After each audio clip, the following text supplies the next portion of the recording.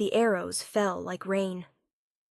Sarah had seen many things in her 12 years serving as a border guard for the Northern Territories, but she had never imagined dying in a forest whose trees she couldn't name, shielding wolf cubs with her own body. The forest was called the Crimson Wilds by the pack, a place of ancient red oaks and violet wildflowers that bloomed even in shadow. Its rulers were the Nightfang pack, apex predators who'd held these lands for 1,000 years. 7-foot alphas with retractable claws and amber eyes that could track prey in near-total darkness. A pack so powerful, so fierce that even other wolf packs feared to challenge them. They had joined the Northern Alliance 3 years ago, though integration had been difficult. Old ways died hard, especially for wolves who'd spent centuries ruling their territory with tooth and claw alone. Sarah had been assigned as a liaison guard, glorified babysitter for the diplomatic visits between her Omega Heavy pack and the warrior Nightfang. It was supposed to be easy duty. Safe, even. Then the Separatists attacked. The faction called themselves the Blood Moon. Wolves who rejected the Alliance, who saw cooperation with lesser packs as betrayal of their predatory nature. They struck during the Festival of First Shift, when Nightfang cubs underwent their coming-of-age trials in the deep forest. Sarah had been escorting the Alpha King's own children through the ceremonial grounds when the first screams echoed through the trees. The Blood Moon warriors emerged from the crimson undergrowth like shadows given form, and their traditional weapons drawn, bows and arrows, the old ways of killing. They weren't interested in negotiation.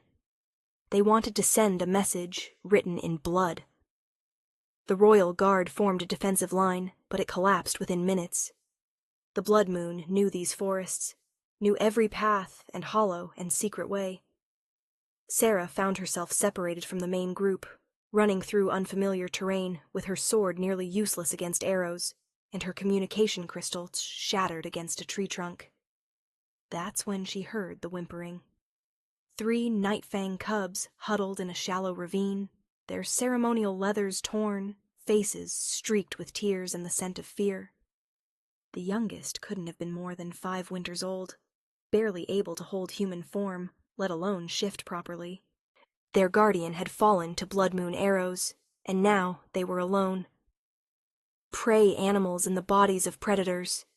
The eldest cub, Kale, she'd learned his name earlier, bared his juvenile fangs at her approach. His claws extended instinctively, though they were still blunt, harmless. "Stay back, Omega!" he hissed, voice breaking with fear, trying to sound like courage. Sarah raised her empty hands, sword sheathed. "I'm not going to hurt you." "We don't need your protection, weak blood." The insult was one she'd heard before, what warrior wolves called Omegas. "We are Nightfang. We are hunters." "Right now," Sarah said softly, "you're just scared children, and I'm not leaving you." The sound of pursuit grew closer.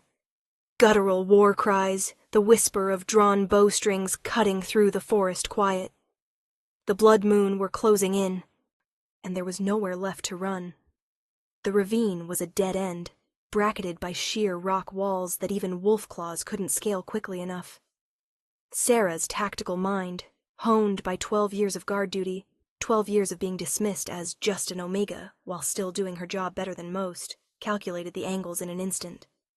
The opening to the ravine was narrow, perhaps 4 feet wide, no more.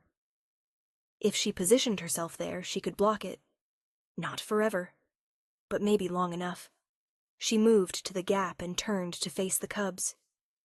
Kale's amber eyes were wide with confusion and the first stirrings of understanding. "What are you doing? Get behind me, all 3 of you. Press yourselves against the back wall and don't move, no matter what happens. But now." The cubs scrambled to obey, yet something in Sarah's voice triggering their instinct to follow pack hierarchy despite her being Omega, despite her being from another pack entirely. Sarah spread her arms wide, bracing herself in the narrow opening. Her leather armor would help, but it was designed for sword fighting, not arrows.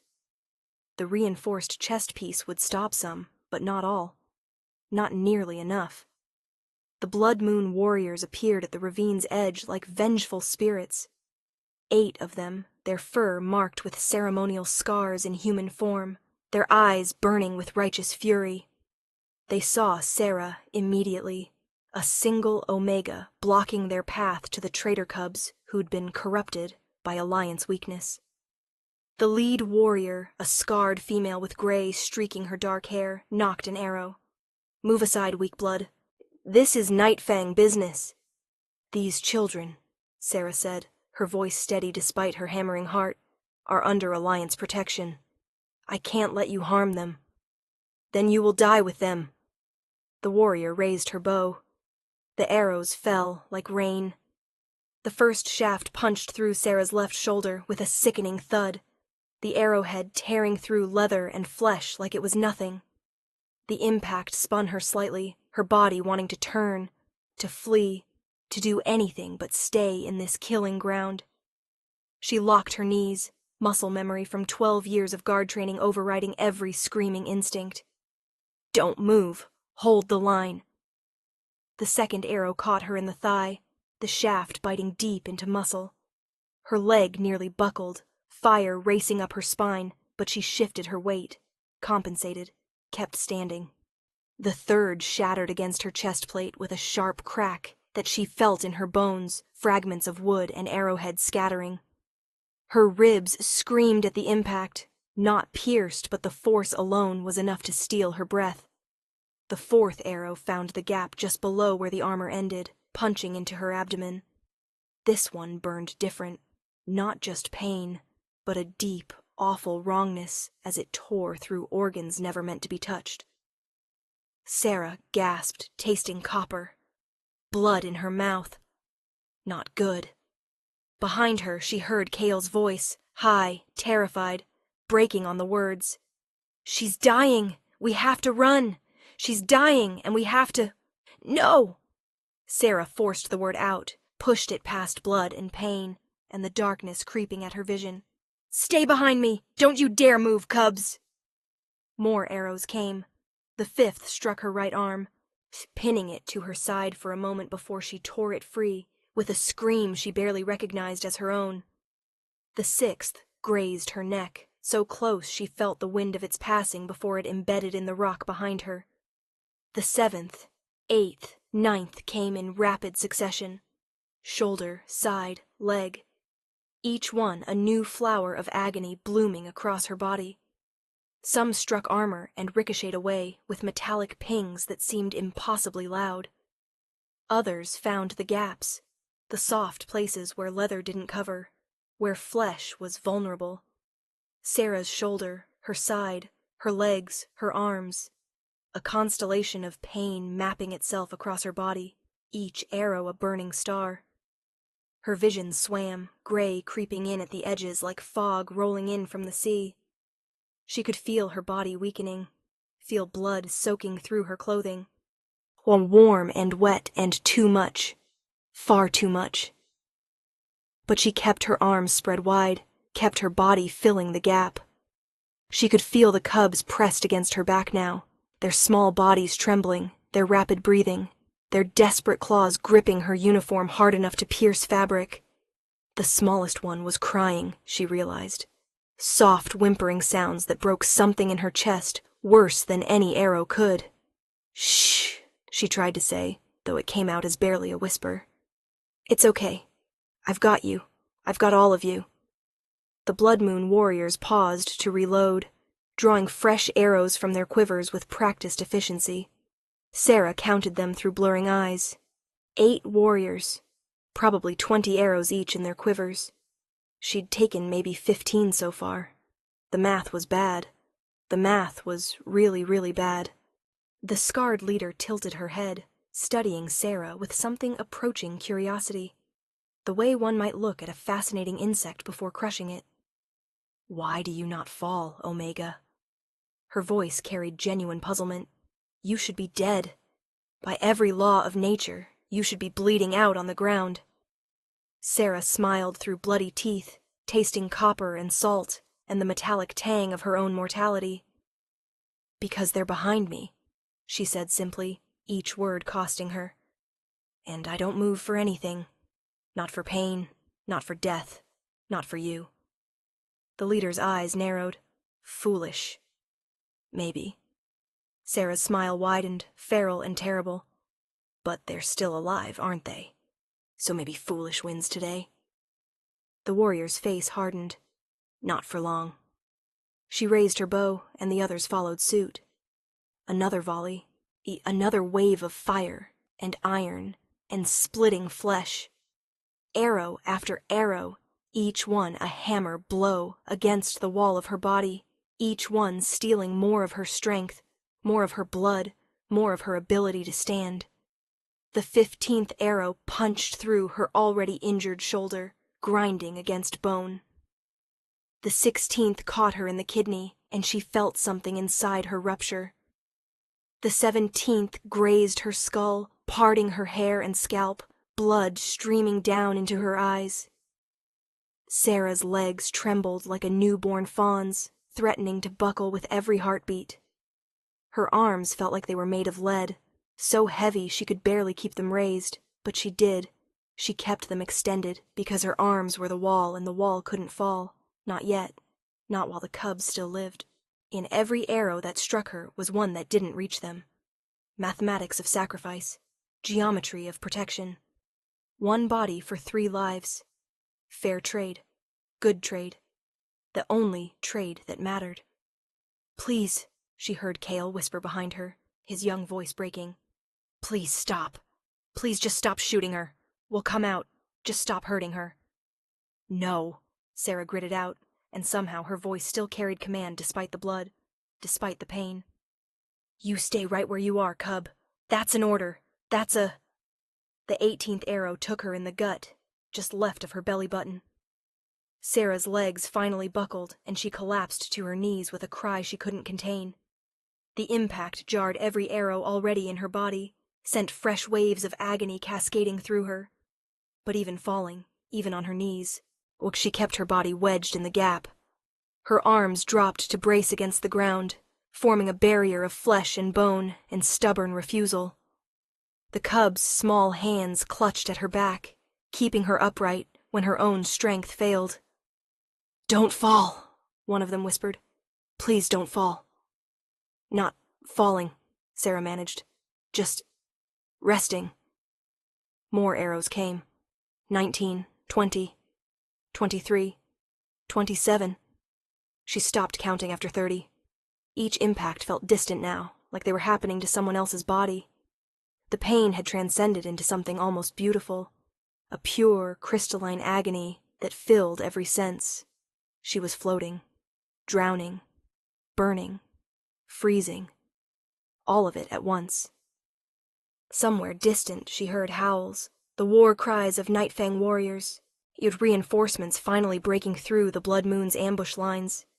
But they were so far away, and everything was going dark at the edges of her vision, the world narrowing to a single point of white-hot determination. "Don't move.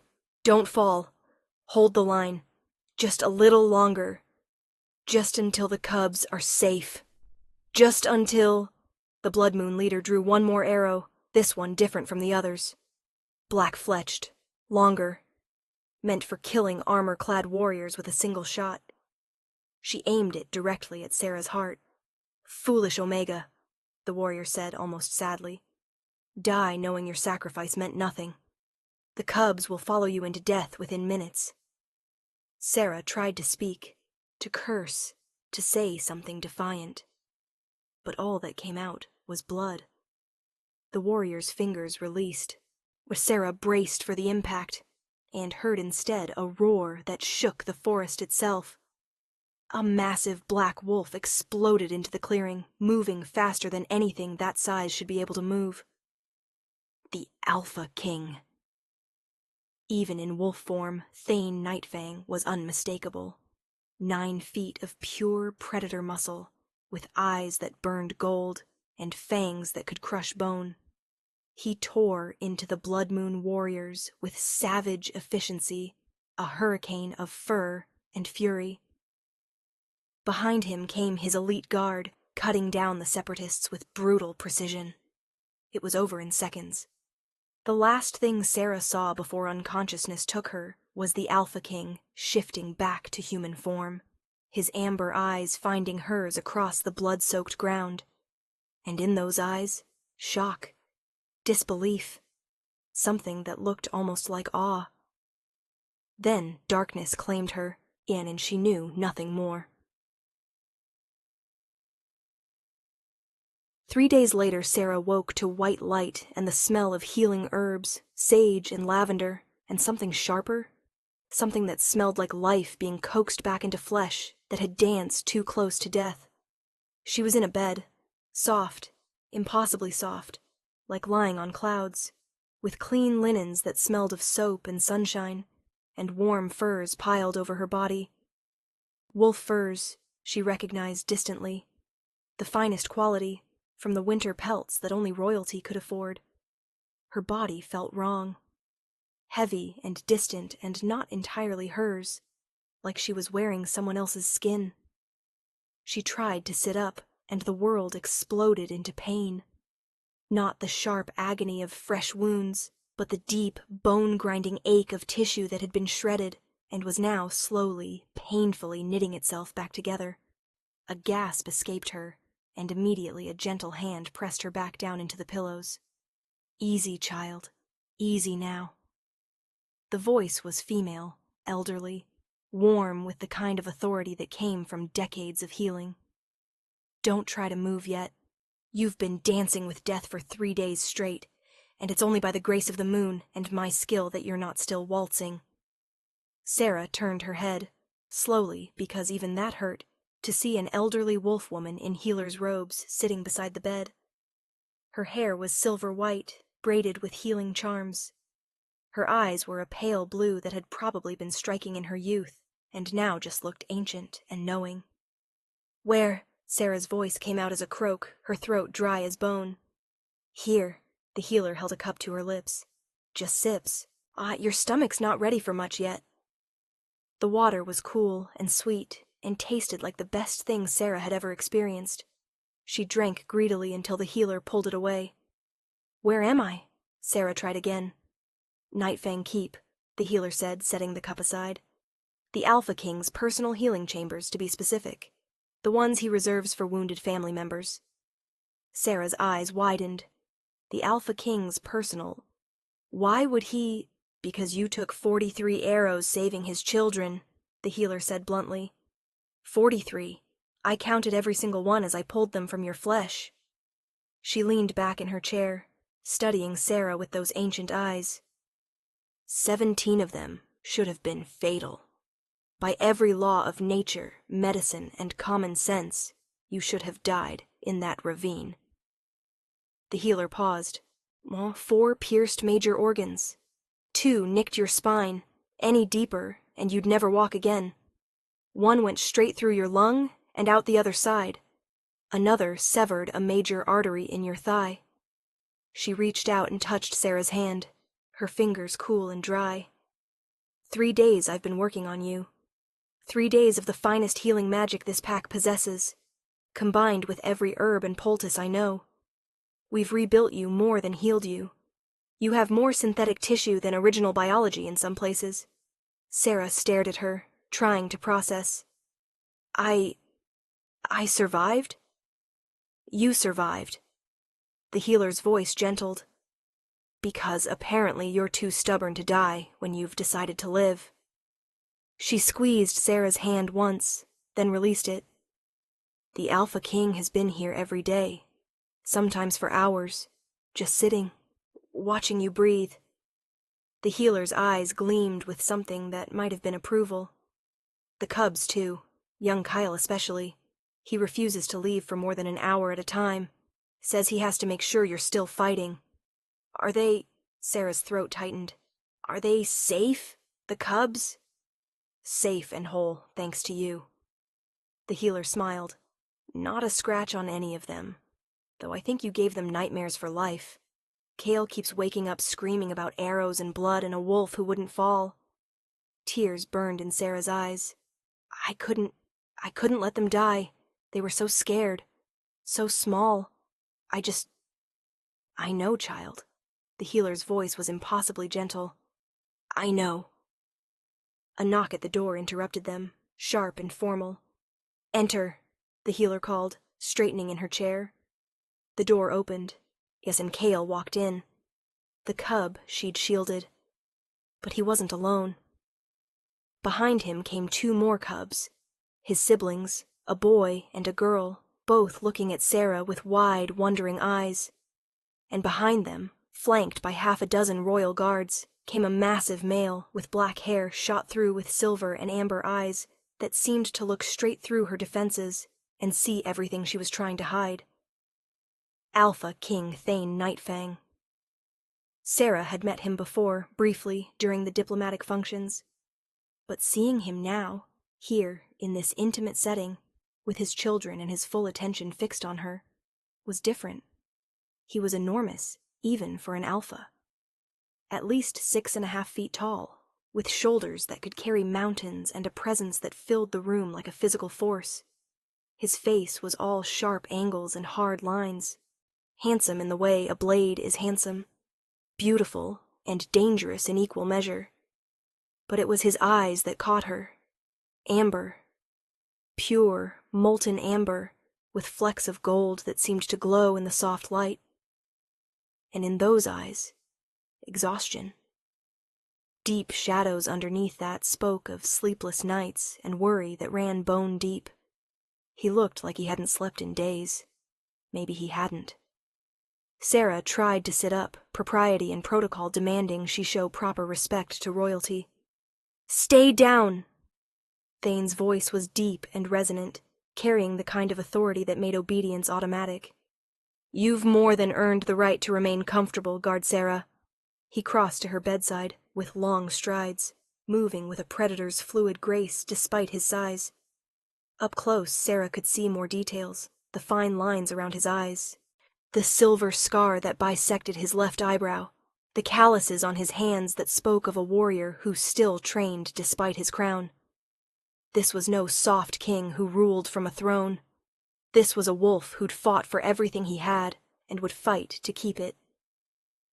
Cale approached the bed, flanked by his younger siblings. The girl clung to her brother's hand, her face still pale.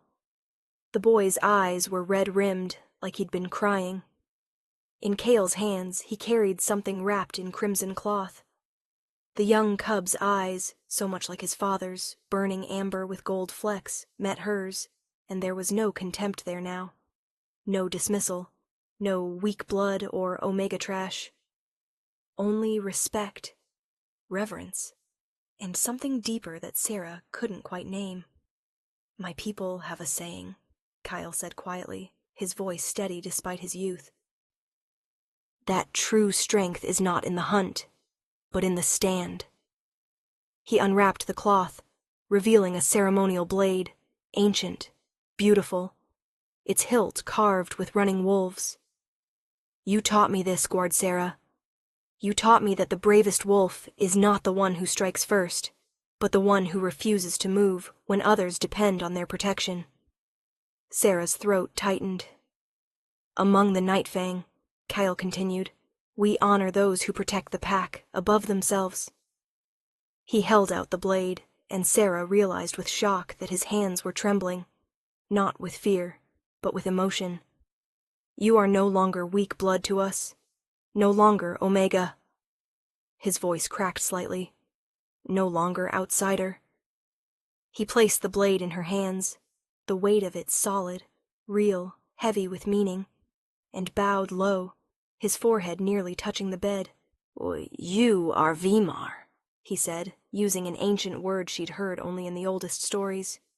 Mother of the brave, and you will always have the protection of the Nightfang pack. Tears burned in Sarah's eyes. She tried to speak, but her voice wouldn't work. Cale straightened, and his siblings stepped forward too, each bowing in the same manner. Then, to Sarah's absolute shock, Thane himself moved. The Alpha King, ruler of the most powerful pack in the north, a wolf who bowed to no one, dropped to one knee beside her bed. His amber eyes met hers, and in them she saw something that stole her breath. Not just gratitude, not just respect, recognition. "You stood for my children," Thane said, his voice rough with emotion, held tightly in check. "You took arrows meant for them, and you held a gap against 8 warriors with nothing but your own body and your refusal to fall." His large hand, scarred from 1,000 battles, covered hers where it rested on the ceremonial blade. "I have led Nightfang for 20 years. I have seen warriors fight and die. I have seen courage in many forms." He paused. "But I have never seen anything like what you did in that ravine." "I just did what anyone would do," Sarah managed to say, her voice hoarse. "No." Thane's grip on her hand tightened slightly. "You did what only the bravest would do. What only someone with a heart larger than their fear would do." He took a breath, and Sarah could see him wrestling with something, some decision. "The Nightfang Pack owes you a debt," he said formally. "By the old laws, you may name any price. Any boon within my power to grant." Sarah looked at him. This powerful alpha who'd terrified her when they first met, who represented everything her own pack had taught her to fear about warrior wolves. And she saw, not a predator, but a father, a leader, a wolf who understood sacrifice.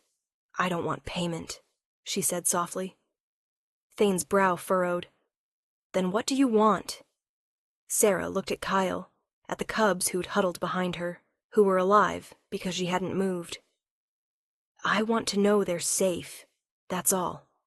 That's enough." Silence fell over the room, heavy and meaningful.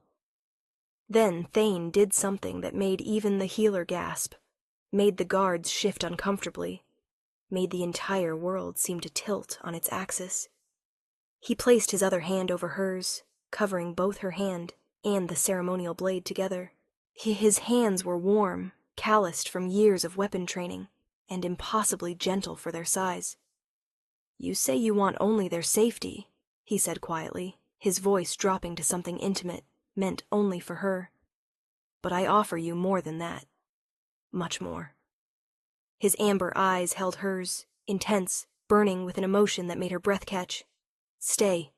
Not as a guard, not as a liaison, not as someone we owe a debt." His voice dropped even lower. "Stay as pack, as Nightfang, as mine." Sarah's breath caught. The room seemed to spin slightly. "I'm Omega. Your pack is warriors, alphas and betas. I can't. You stood against 8 warriors and refused to fall even as they filled you with arrows." Thane's voice was firm, brooking no argument. "You endured pain that would have killed wolves twice your size who've never known real courage. You protected my children, my heirs, my heart, with your body, when my own warriors failed to reach them in time." He paused, and his jaw clenched with emotion he was fighting to contain. "You are more warrior than most who carry the title. More brave than wolves who've spent their whole lives training for battle." The healer was watching with undisguised interest now, a small smile playing at her lips like she knew something Sarah didn't. Thane took a breath, and something shifted in his expression. The Alpha King's authority cracking slightly to reveal the man beneath. Vulnerable, uncertain, almost afraid. "And more than that," he continued, his voice roughening. "When I saw you in that ravine, when I shifted back to human form and saw you on your knees, arrows in your body, blood on your lips, still standing, still protecting my children, even as you died." He stopped, throat working as he swallowed hard. "I felt the mate bond snap into place." The world seemed to stop. All sound ceased. The guards stopped breathing. The healer went very still. Even the cub's eyes went wide. "What?" Sarah whispered, the word barely audible. "You're my mate," Thane said, and the words came out like a confession, like a prayer, like something he'd been holding back for 3 days and could no longer contain. "My true mate. The one my soul has searched for. The one the moon chose for me. He looked almost uncertain, an expression Sarah had never imagined seeing on the face of an Alpha King, a warrior who commanded thousands, a predator who'd never known defeat. "I know this is sudden," he said quickly, words tumbling out like he was afraid she'd stop him. "I know we barely know each other beyond diplomatic functions and formal meetings. I know you have every reason to refuse. I'm from a warrior pack that your people fear. I'm Alpha when you're Omega. I have 3 cubs already, and responsibilities that would consume your life." He paused for breath, and Sarah saw his hands trembling slightly where they covered hers. "But I'm asking you to stay anyway, to let me court you properly, to give me a chance."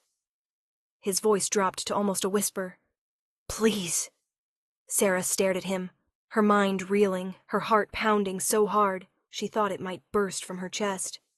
Her, an Omega from a minor border pack, a guard dismissed as just liaison duty by her own people, a wolf who'd spent 12 years being overlooked and underestimated, mated to the Nightfang Alpha King.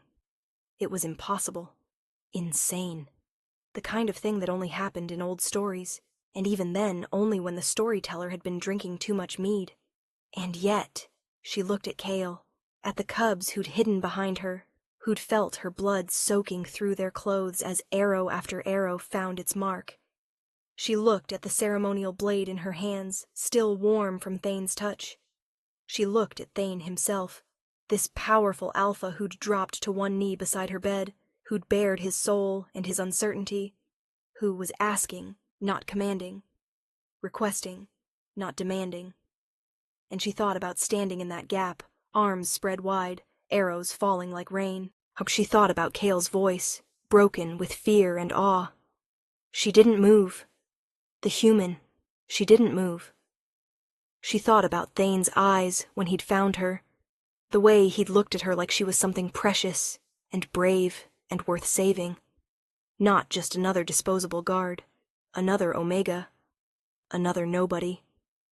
And she thought, maybe brave is just another word for willing to try, for willing to believe when believing seems like the most dangerous thing in the world. "I'll stay," she said softly, and the words felt like stepping off a cliff into open air, terrifying and exhilarating all at once. "I'll try." Thane's face transformed, the hard lines softening, the Alpha King's mask cracking completely to reveal pure, unguarded joy. His amber eyes brightened until they seemed to glow, and his hands tightened on hers just slightly. "Thank you," he said, and his voice held reverence usually reserved for prayers to the moon, for sacred oaths, for things too precious to name. "Thank you."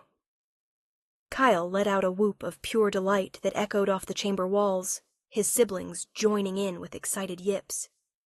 The healer was smiling broadly now, wiping suspiciously bright eyes with the corner of her robe. Even the guards looked pleased, some of them exchanging knowing glances like they'd been waiting for this, hoping for it. And Sarah felt something warm unfold in her chest, spreading through her like sunlight breaking through clouds. Not quite love. Not yet. She barely knew him beyond formal functions and his reputation. But the beginning of it, the seed of something that might, if nurtured, if given time, if they were both brave enough, grow into forever. 6 months later. The ceremony took place under the full moon, in the ancient clearing where Nightfang Alphas had claimed their mates for 1,000 years. Sarah wore robes of silver and crimson, the colors of the pack, and around her neck a pendant, a small shield carved from bone. Thane had commissioned it specially. "So you never forget," he'd said when he gave it to her, "that the bravest among us is the one who stands." The pack gathered in a massive circle, hundreds of wolves in human and animal form, all there to witness their Alpha King claim his mate, his Omega mate, his brave, fierce, incredible Omega mate who taught an entire pack what true strength looked like. As Thane took her hands and spoke the ancient words of claiming, as he placed his mark on her throat and she felt the mate bond settle into place like coming home. Sarah thought about that ravine, about the arrows, about the choice she'd made to stand when falling would have been easier, and she understood, finally, what it meant to be Omega, in a world that valued only alpha strength. It meant being the shield that doesn't break, the wall that doesn't fall, the guardian who stands between darkness and those who cannot yet stand for themselves. The arrows had fallen like rain, but she had not moved, and in not moving she had found everything she never knew she needed. A home, a pack, a love that saw her worth when the world had taught her she had none. 3 years later, epilogue. Sarah stood at the window of the royal chambers, so one hand resting on her heavily pregnant belly, where their first child grew strong and fierce. Below in the courtyard, Kyle, now a young warrior in his own right, was training younger cubs in defensive positions. Remember, his voice drifted up, the strongest position is the one that protects others. The bravest warrior is the one who refuses to move when movement means abandoning those behind them. Thane came up behind her, wrapping his arms around her waist, his warmth chasing away the autumn chill. He tells the story every time, Thane murmured against her hair. The Omega who took 43 arrows and didn't fall. It embarrasses me, Sarah admitted. It inspires them. Thane turned her gently in his arms. You changed this pack, Sarah. Changed how we see strength, how we see Omegas, how we see courage. He placed his hand over hers on her belly. Our child will grow up knowing that the bravest wolf in the pack was the mother who stood in a gap against impossible odds and refused to move. Sarah looked up at her mate, her alpha king, her love, her partner in all things. I was just doing what anyone would do, she said, the old refrain. Thane smiled, the expression transforming his usually stern face into something beautiful. No, my heart. You did what only a human would do. He paused, corrected himself. What only the truly brave would do. He kissed her, soft and sweet and full of promise. You did not move, he whispered against her lips. And in standing firm, you showed us all what it means to be truly strong. Below, Kale's voice rose in the ancient teaching chant, the cubs' voices joining in, the shield that will not break, the wall that will not fall, the guardian who stands alone, protects, and saves us all. And Sarah, former border guard, dismissed Omega, now Luna of the Nightfang pack and mother of the brave, smiled. Because she had stood when falling would have been easier. Because she had not moved when movement would have been death. Because 43 arrows had fallen like rain, and she had caught them all with her own body, so that 3 small cubs could live. And in that moment of ultimate sacrifice, she had found not death, but life. Not weakness, but the truest strength. Not an ending, but a beginning. The arrows had fallen like rain, but the wall had not fallen, and never would.